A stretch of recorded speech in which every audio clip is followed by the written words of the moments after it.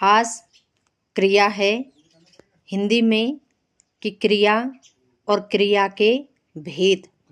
तो अगर आपको वीडियो अच्छा लगे तो प्लीज़ लाइक और सब्सक्राइब ज़रूर कीजिएगा। चलिए देखते हैं क्रिया कि क्रिया है क्या। क्रिया का अर्थ होता है कार्य करना। भाषा के वाक्य को पूरा करने के लिए क्रिया का होना जरूरी है। किसी भी वाक्य को पूरा करने के लिए क्रिया का होना जरूरी है।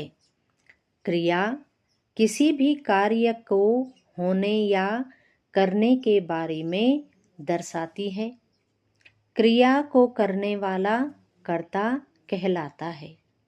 क्रिया एक विकारी शब्द है जिसके रंग, रूप, लिंग और पुरुष कर्ता के अनुसार बदलते हैं। तो सबसे पहले क्रिया का सामान्य अर्थ होता है कार्य करना। जो उस कार्य को कहलाता है वो करता है, वो कहलाता है कर्ता। और क्रिया क्या है? एक विकारी शब्द है, अविकारी नहीं है। तो इसके रंग, रूप, लिंग और पुरुष कर्ता के अनुसार क्या होंगे? बदलते रहते हैं। अब इसकी परिभाषा देखते हैं। जिस शब्द से किसी कार्य के करने या होने का बोध होता है उसे क्रिया कहते हैं। संस्कृत में क्रिया रूप को धातु कहते हैं और हिंदी में इन धातुओं के साथ ना लगता है। तो क्रिया क्या है? जहाँ पर हमें किसी भी कार्य के करने या होने का हमें बोध होता है, यानी कि ज्ञात होता है या पता चलता है, वो क्या है? क्रिया है। इसके उदाहरण देखते हैं। उदाहरण है खाना, पीना, सोना, रहना आदि। ये क्या है? हमारी क्रियाएं हैं। अब एक वाक्य है यहाँ पर, रोहन ने खाना खाया। तो इस वाक्य में खाना खाने का काम रोहन के द्वारा हो रहा है, इसलिए इस वाक्य में रोहन क्या है? कर्ता है और खाया क्रिया है। रोहन ने खाना खाया, रोहन हो गया कर्ता और काम कर रहा है वह खाने का, तो खाना क्या हो गया? क्रिया हो गया। दूसरा उदाहरण है मोहन नाचता है। मोहन नाचता है। इस वाक्य में नाचने का काम मोहन के द्वारा किया जा रहा है। इसमें मोहन कर्ता और नाचना क्या हो गई? क्रिया। तो इतना आपको समझ में आ गया होगा। कर्ता और क्रिया दो चीजें।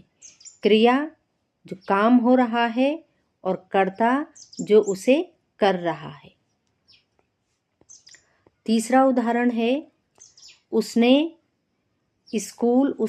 अपना स्कूल देखा। इस वाक्य में देखने का कार्य उसने द्वारा हो रहा है। अब आप बोलेंगे यहाँ पे नाम नहीं है, लेकिन नाम की जगह यहाँ पे क्या आ गया? उसने सर्वनाम आ गया। तो इसलिए इसमें उसने कर्ता और क्रिया क्या होगी? देखना। उसने हो गया कर्ता और क्रिया हो गई देखने की, कि वह क्या कर रहा है? देख रहा है। आगे है, अब हमने ऊपर पढ़ा था कि संस्कृत में क्या कहते हैं? उसे धातु कहते हैं क्रिया को। अब थोड़ा सा देख लेते हैं कि ये धातु है क्या। धातु की परिभाषा एवं उदाहरण। क्रिया के मूल अंश को धातु या क्रिया कहते हैं। क्रिया के मूल अंश को धातु या क्रिया मूल कहते हैं। अब जैसे पढ़, लिख, हंस, खेल, देख, रोना, खाना आदि, ये क्या हैं? क्रियाएं हैं। पढ़ हो गई, तो संस्कृत में हो गई पठ धातु, लिख धातु, हंस, क्रीड धातु, दृश्य धातु, रुद्र धातु और खाना जो क्या है पच धातु हो गई। अब क्रिया का सामान्य रूप, धातु में ना प्रत्यय लगाने से क्रिया के सामान्य रूप क्रिया बन जाता है। धातु में क्या करना है, ना लगाना है। अब देखिए जैसे पठ में हम ना लगाएंगे तो क्या हो जाएगा, पढ़ना। लिख में हमने ना प्रत्यय लगाया तो क्या हो गया, लिखना। हंस में हमने ना प्रत्यय लगाया तो हंसना। और खेल में हमने ना प्रत्यय लगाया तो क्या हो गया, खेलना। अब आपकी समझ में आ गया होगा कि क्रिया का मूल अंश क्या है, धातु या क्रिया मूल उसे कहते हैं। तो ये हमारी धातु हो गई और संस्कृत में हम इन्हें धातु कहेंगे और हिंदी में क्या है, ये सब पढ़ लिख हंस खेल हमारी धातुएं हैं। और ना प्रत्यय जोड़ने से क्या बन जा रहा है, हमारी क्रियाएं बन जा रही है। अब देखते हैं क्रिया यानी कि वर्ब क्रिया के भेद। तो पहले हम देखेंगे कर्म के आधार पर। कर्म के आधार पर क्रिया के दो भेद हैं, अकर्मक क्रिया और सकर्मक क्रिया। और रचना के आधार पर क्रिया के 4 भेद हैं, संयुक्त क्रिया, नाम धातु क्रिया, पूर्वकालिक क्रिया और प्रेरणार्थक क्रिया। तो पहले हम कर्म के आधार पर क्रिया के बारे में चर्चा करते हैं। पहला है अकर्मक क्रिया की परिभाषा, प्रकार और उसके उदाहरण। अब क्या है अकर्मक क्रिया? अकर्मक क्रिया का मतलब होता है कर्म के बिना। कर्म के बिना जिन क्रियाओं को कर्म की जरूरत नहीं पड़ती या जो क्रिया प्रश्न पूछने पर कोई उत्तर नहीं देती, उन्हें अकर्मक क्रिया कहते हैं। अकर्मक क्रिया जिसमें कर्म की आवश्यकता नहीं पड़ती।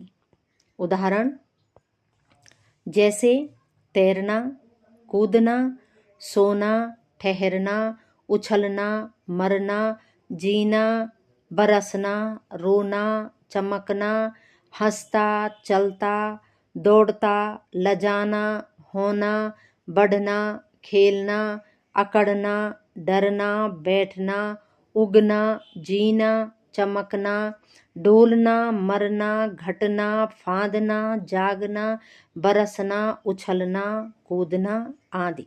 ये सब क्या है, हमारी अकर्मक क्रियाएं हैं। इनमें कर्म की आवश्यकता नहीं पड़ती है। अब देखते हैं इनके उदाहरण, देखते हैं वाक्य। पहला है वह जगता है। दूसरा वे कूदते हैं। तीसरा सोना चमकता है। चौथा पक्षी उड़ रहे हैं। और पांचवा बच्चा हंस रहा है। छठा है चूहे उछल रहे हैं। सातवां मेरा भाई सो रहा है। आठवां सांप रेंगता है। नौवां रेलगाड़ी चलती है। 10वां दुल्हन शर्मा आ रही है। 11वां यह साइकिल चलती है। और 12वां मीरा डर गई है। तो इन वाक्यों में हमें क्या है, कर्म की आवश्यकता नहीं पड़ रही है। सीधे सीधे ये क्या है, हो रही हैं क्रियाएं। इनमें कर्म की आवश्यकता हमें नहीं पड़ रही है। अब हम सकर्मक क्रिया को भी देखेंगे, फिर आपको अच्छे से समझ में आएगा कि अकर्मक और सकर्मक क्रिया में क्या अंतर है। चलिए देखते हैं सकर्मक क्रिया क्या है। सकर्मक का मतलब कर्म के साथ होता है, अर्थात जिस क्रिया का प्रभाव कर्ता पर न पड़कर कर्म पर पड़ता है तो उसे सकर्मक क्रिया कहते हैं। ये पढ़कर नहीं, पढ़कर है, तो इसको आप थोड़ा, ये उसमें प्रिंट में गड़बड़ हो गई है, तो आप इसे देख सकते हैं कि क्या कह रहे हैं, पढ़कर है यहाँ पर। तो सकर्मक क्रिया में किसकी आवश्यकता पड़ती है? कर्म की आवश्यकता पड़ती है। और क्रिया का प्रभाव यानी कि काम का जो प्रभाव है वह कर्ता पर न पड़कर, कर्ता यानी कि काम को करने वाला, उस पर नहीं उसका प्रभाव पड़ता है, बल्कि कर्म पर पड़ता है। तो चलिए उदाहरण से देखते हैं। वह पत्र लिखता है। वह क्या करता है? पत्र लिखता है। अब है उपर्युक्त वाक्य में लिखना एक सकर्मक क्रिया है, क्योंकि यहाँ आप पत्र कर्म है और लिखना क्रिया है। क्रिया लिखता है का फल कर्म पत्र पर पड़ा है। प्रश्न करने पर वह क्या लिखता है, तब उत्तर मिलेगा वह एक पत्र लिखता है। अतः लिखना एक सकर्मक क्रिया है। अच्छा देखिए, हमने पहले भी पढ़ा था कि क्रिया का प्रभाव कर्म पर पड़ेगा, और जहाँ हम प्रश्न करेंगे और हमें क्या मिले, उत्तर मिले, वहाँ क्या होगी, सकर्मक क्रिया होगी। तो लिखने का प्रभाव किस पर पड़ रहा है? कर्म पर। और कर्म क्या है यहाँ? ये पत्र है। कि लिख क्या रहा है? वो पत्र लिख रहा है, तो उसका प्रभाव किस पर पड़ रहा है? पत्र पर पड़ रहा है।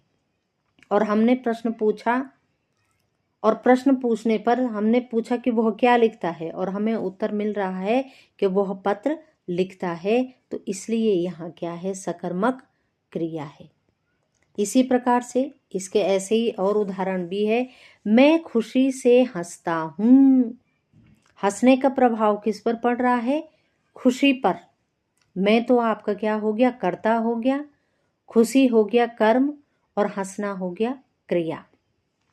नीता खाना खा रही है। नीता हो गया कर्ता, खाना हो गया कर्म, और रही है, खा रही है हमारी हो गई क्रिया। बच्चे जोरों से रो रहे हैं। बच्चे हो गया हमारा कर्ता, और रो रहे हैं क्रिया हो गई, और जोरों से हमारा क्या है, कर्म है। अगला है श्याम फिल्म देख रहा है। श्याम हो गया हमारा कर्ता, फिल्म हो गई कर्म, और क्रिया हो गई देखने की। अगला है राम आम खाता है। राम हो गया कर्ता, आम हो गया कर्म, और खाता है हो गई क्रिया। अगला है तुम एक किताब पढ़ते हो। तुम कर्ता, किताब कर्म, और पढ़ते हो क्रिया। अब ये जो उदाहरण हैं, इनसे हमारे अगर हम प्रश्न करेंगे तो हमें उत्तर मिल रहा है, ठीक है ना। अब मैंने जैसे पूछा कि मैं खुशी से हंसता हूँ, और अगर इस पे प्रश्न पूछा जाए कि वह कैसे हंसता है। नीता खाना खा रही है। नीता क्या खा रही है? तो उत्तर मिलेगा खाना खा रही है। बच्चे जोरों से रो रहे हैं। बच्चे कैसे रो रहे हैं? श्याम क्या देख रहा है? राम क्या खाता है? तुम क्या पढ़ते हो? तो ये प्रश्न करने पर हमें क्या है, ये उत्तर मिल रहे हैं, इसलिए यह हमारी क्या है, सकर्मक क्रिया है। आगे देखते हैं। अब थोड़ा सा अंतर कर लेते हैं कि इन दोनों में अंतर क्या है, सकर्मक क्रिया और अकर्मक क्रिया में अंतर। सकर्मक क्रिया, पहला जो अंतर है, सकर्मक क्रिया में कर्ता, क्रिया और कर्म तीनों उपस्थित होते हैं, जैसे हमें अभी उदाहरणों में देखा था। और अकर्मक क्रिया में कर्ता और क्रिया तो होते हैं, लेकिन कर्म नहीं होता है। दूसरा है, सकर्मक क्रिया में कर्ता द्वारा किए गए कार्य का प्रभाव दूसरी चीजों पर पड़ता है, और अकर्मक क्रिया में कर्ता द्वारा किए गए कार्य से किसी और चीज पर कोई प्रभाव नहीं पड़ता। जैसे कि वह सोता है तो उसके सोने का प्रभाव दूसरे पर नहीं पड़ रहा है, तो इसलिए अकर्मक क्रिया है। अगला है सीता घर जाती है, बच्चे गणित पढ़ते हैं इत्यादि सकर्मक क्रिया के उदाहरण हैं। सीता कर्ता हो गई, घर कर्म हो गया और जाती है क्रिया हो गई। ये तीनों चीजें उपस्थित हैं यहाँ पर। अकर्मक क्रिया में क्या है? बच्चे रोते हैं, सीता हंसती है इत्यादि अकर्मक क्रिया के उदाहरण हैं। तो रोने का प्रभाव क्या है? दूसरे पर नहीं पड़ रहा है। हंसने का प्रभाव क्या है? दूसरे पर नहीं पड़ रहा है। और यहाँ क्या है? कर्म आवश्यक नहीं है, कर्म की जरूरत नहीं है, तो इसलिए ये क्या है? अकर्मक क्रिया है। तो अब आपको समझ में आ गया होगा कि सकर्मक क्रिया और अकर्मक क्रिया परीक्षा की दृष्टि से भी ये आपका क्या है? बहुत ही महत्वपूर्ण है। तो वीडियो अच्छा लगे तो प्लीज़ इसे सब्सक्राइब कीजिएगा। इसी के साथ बहुत बहुत धन्यवाद।